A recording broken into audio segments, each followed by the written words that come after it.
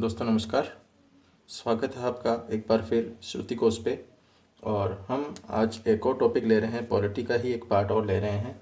कल हमने आरपीएससी की बात की थी, आज हम बात कर रहे हैं राजस्थान राज्य महिला आयोग की। राजस्थान राज्य महिला आयोग की आज हम चर्चा करने वाले हैं। इसे राजस्थान स्टेट वुमेन कमीशन भी कहा जाता है। तो इसकी आज हम चर्चा करने वाले हैं। तो वीडियो शुरू करें उससे पहले अगर आपने अब तक श्रुतिकोश चैनल को सब्सक्राइब नहीं किया है तो सब्सक्राइब कर लें, जिससे कि आपको लेटेस्ट वीडियो प्राप्त होते रहें। दोस्तों शुरू करते हैं राजस्थान राज्य महिला आयोग की। तो राजस्थान राज्य महिला आयोग के बारे में हम चर्चा करें तो थोड़ा सा हम बात कर लेते हैं अंतर्राष्ट्रीय स्तर पर भी। दोस्तों अगर हम बात करें महिलाओं की तो सबसे पहले हम संयुक्त राष्ट्र संघ की बात करते हैं, जहां पर संयुक्त राष्ट्र संघ में अंतर्राष्ट्रीय स्तर पर महिला वर्ष के रूप में 1975 की घोषणा की गई, क्योंकि महिलाओं के प्रति सजगता इस चीज़ की निशानी है कि ये अंतर्राष्ट्रीय महिला वर्ष जो है वो संयुक्त राष्ट्र संघ द्वारा घोषित किया गया 1975। और इसी के साथ 8 मार्च को अंतर्राष्ट्रीय महिला दिवस मनाने की भी बात की गई, जो वर्तमान में भी मनाया जाता है।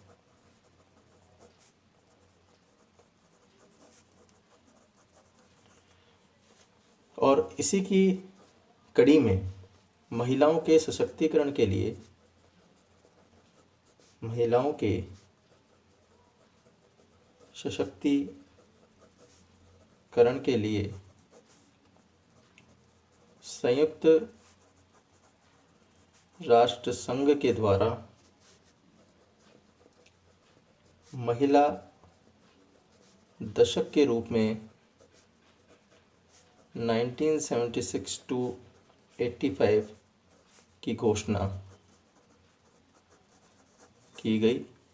तो ये 1976 से 85 की जो है वो संयुक्त राष्ट्र संघ द्वारा महिला दशक के रूप में घोषित किया गया। महिलाओं के सशक्तिकरण को ये चीज़ बताती है।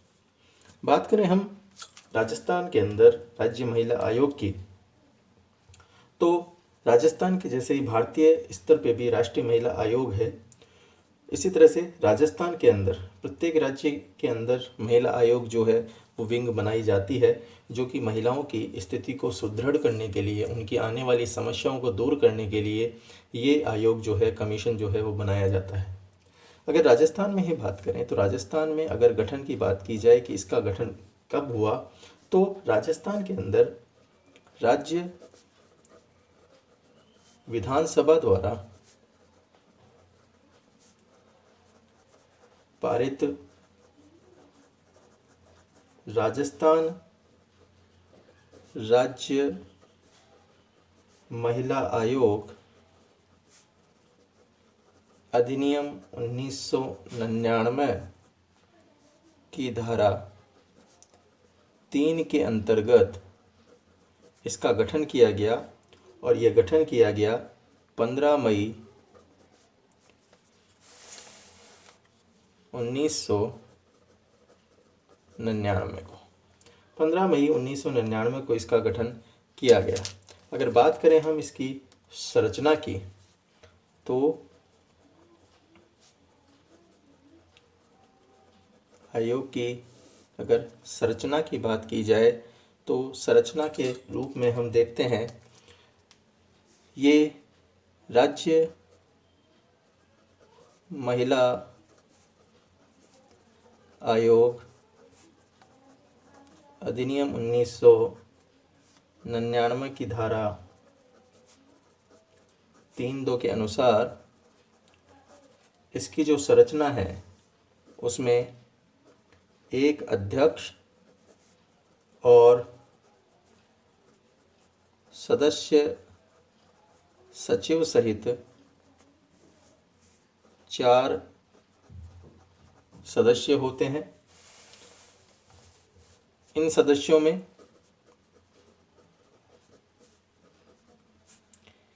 एक एससी या एसटी का और एक जो है वो ओबीसी महिला होती है।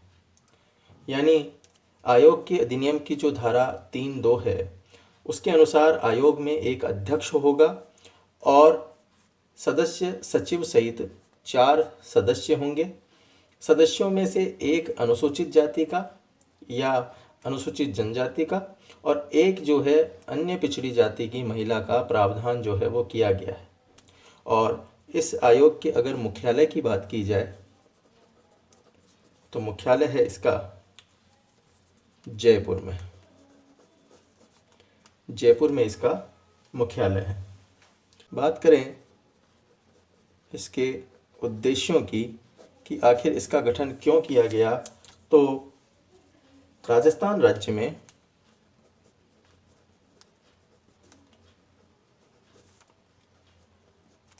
जो प्रताड़ित महिलाएं हैं उन महिलाओं की समस्याओं का समाधान करना इसका उद्देश्य है। इसके अलावा राज्य में महिलाओं के हितों की सुरक्षा करना इसका उद्देश्य है। इसके अलावा अगर उद्देश्यों की बात की जाए तो महिलाओं से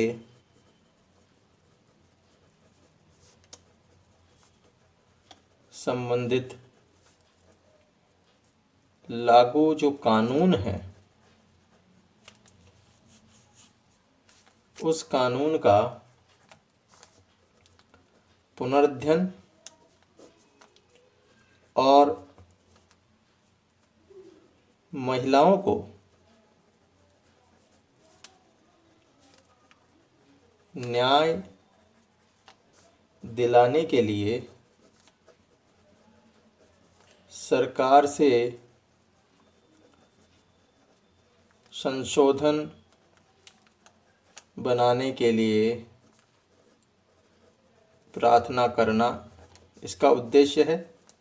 इसके अलावा इसके जो उद्देश्य हैं उन उद्देश्यों में आता है उपचारात्मक विधायी उपायों की सिफारिश करना।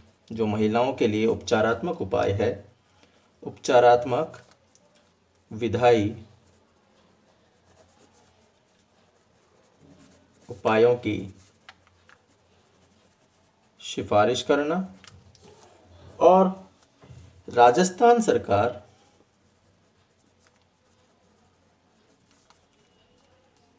को महिलाओं को प्रभावित करने वाले सभी नीतिगत मामलों में सुझाव देना, ये इसके प्रमुख उद्देश्यों में आते हैं कि राजस्थान राज्य में अगर कोई महिलाएं प्रताड़ित है उनकी समस्याओं का समाधान किया जाए। ये इसके कारण ये राजस्थान राज्य महिला आयोग का जो निर्माण है वो किया गया। राज्य की महिलाओं के हितों की सुरक्षा हो इसके कारण इसका निर्माण किया गया। इसके उद्देश्यों के अंदर ये भी है कि जो महिलाओं के लिए कानून बनाए गए हैं उन कानूनों का काफ़ी पुराने अगर कोई कानून हो गए हैं तो फिर उन कानूनों का पुनर्अध्ययन करना और महिलाओं को न्याय दिलाने के लिए उनके अंदर अगर कोई संशोधन करने की आवश्यकता है तो वो संशोधन किया जाना, उसके लिए प्रार्थना ये सरकार से करते हैं। इसके अलावा जो विधायी उपाय हैं महिलाओं के लिए जो सकारात्मक कार्य हो सकते हैं उनकी सिफारिश करना और महिलाओं को प्रभावित करने वाले जो भी नीतिगत मामले हैं उन मामलों में सुझाव देने का जो कार्य है, उद्देश्य है, वो इस राजस्थान राज्य महिला आयोग के द्वारा किया जाता है। इसकी स्थापना का उद्देश्य जो है, प्रमुख उद्देश्य यही है। नेक्स्ट हम बात करते हैं इसके कार्यों की। आयोग के कार्य। क्या क्या कार्य हैं इस आयोग के, हम देखते हैं। दोस्तों, RSCW अधिनियम 1999 की धारा 11 के अंदर इसके कार्यों को परिभाषित किया गया है। और इस धारा 11 में जो कार्य इसके दिए हुए हैं वो है कि अगर महिलाओं के खिलाफ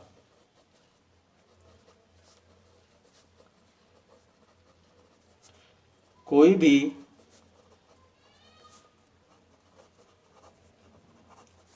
गलत कार्य हो रहा है, किसी भी प्रकार के अनुचित व्यवहार, उसकी जांच करना, उस पर विनिश्चय करना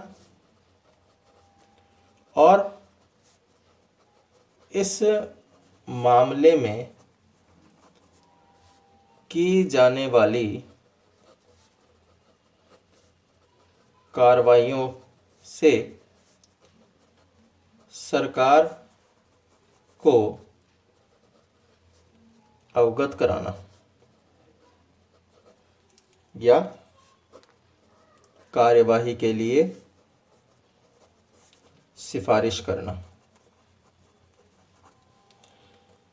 तो ये जो प्रमुख कार्य है महिलाओं के लिए, वो जो आयोग है उसके द्वारा किया जाता है कि महिलाओं के खिलाफ अगर कोई भी अनुचित व्यवहार किया जा रहा है तो ऐसे अनुचित व्यवहार की जांच की जाए और उस जांच के बाद इसके द्वारा विनिश्चय किया जाएगा कि क्या वह जांच सही है या नहीं है। और ऐसी स्थिति में इस मामले में जो भी कार्रवाई होनी चाहिए या हो रही है उसके लिए सरकार से सिफारिश की जाए कि इस महिला के साथ गलत हुआ है, इसको न्याय दिया जाना सुनिश्चित है। तो फिर उसके जो भी अपराधी हैं उनको दंड के लिए वह सरकार को कह सकते हैं।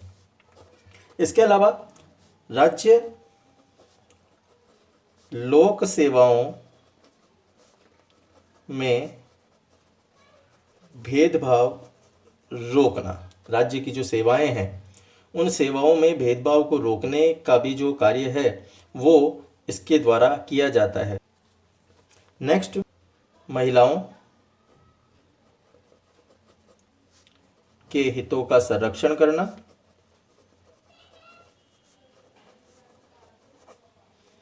और महिलाओं के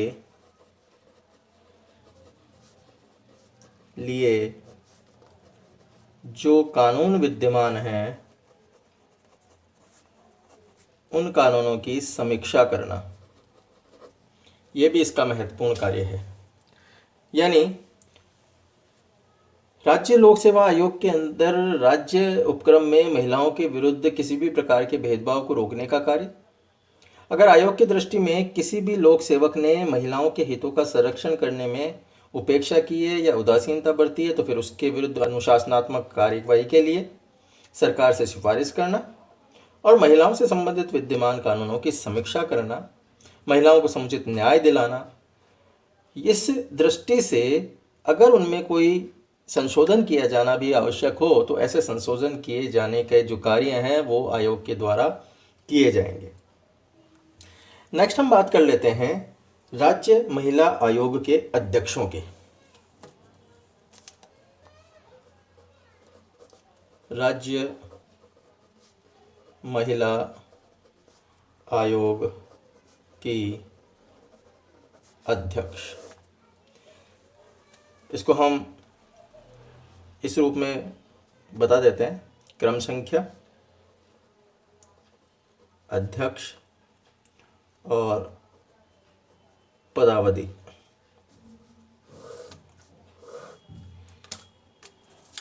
देखिए, अगर हम प्रथम अध्यक्ष की बात करें तो प्रथम अध्यक्ष थी इसकी कांता खतूरिया और ये 1999 से 2002 तक पद पर रही। द्वितीय जो इसकी अध्यक्ष बनी वो पवन सुराणा,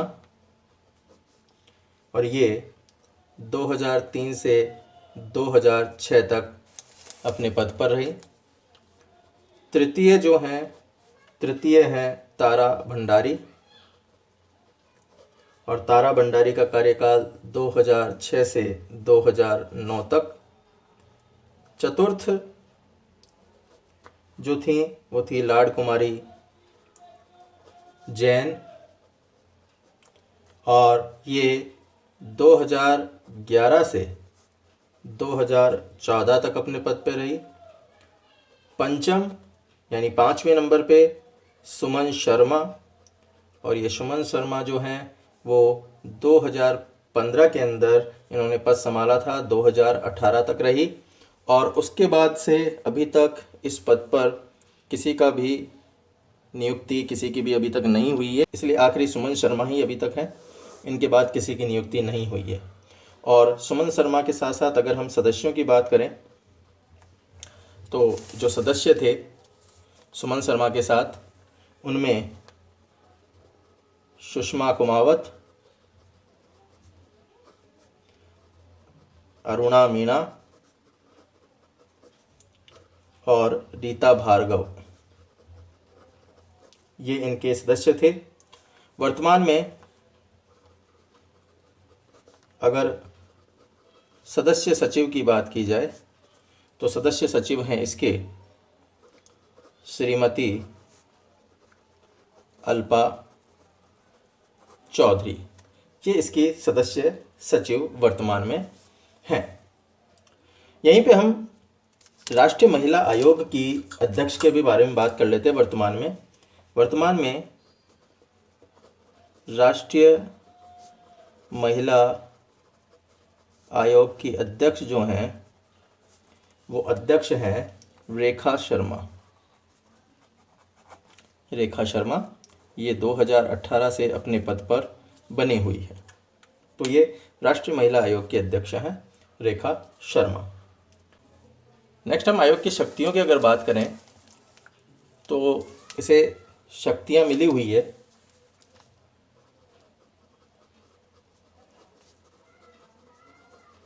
जो भी महत्वपूर्ण है, क्योंकि इन शक्तियों के माध्यम से हम ये कह सकते हैं कि 10(1) के अंदर इन शक्तियों का वर्णन है, और इसमें कहा गया है कि ये सिविल कोड की शक्तियाँ